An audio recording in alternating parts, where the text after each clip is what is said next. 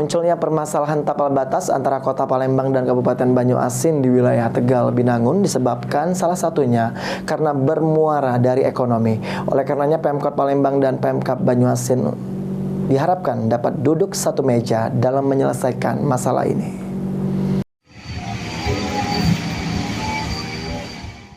Keterangan disampaikan oleh pengamat sosial politik Bagindo Togar saat ditemui oleh tim PAL TV, di mana menurut Bagindo permasalahan tapal batas antara Kota Palembang dan Kabupaten Banyuasin, khususnya di wilayah Tegal, Binangun yang berujung dengan penolakan warga masuk dalam Kabupaten Banyuasin perlu diselesaikan secara bersama oleh pihak pemerintah, di mana baik Pemkot Palembang maupun Pemkab Banyuasin harus duduk satu meja guna menyelesaikan masalah tapal batas ini.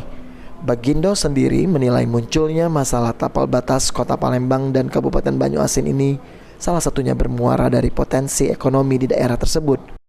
Palembang dan Pemkab Banyuasin itu nggak ada kesadaran kolektif dan mengutamakan memprioritaskan kepentingan warga.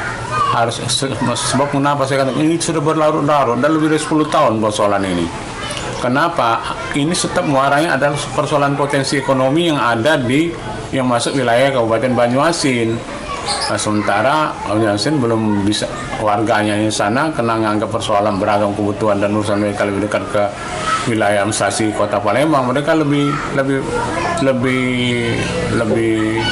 tertarik atau lebih merasa lebih ingin menjadi warga Kota Palembang. Akar masalah dalam penyelesaian masalah ini sendiri, Bagindo berharap tidak lama dan tidak berlarut-larut, yang mana nantinya dapat mengganggu proses pemilu 2024.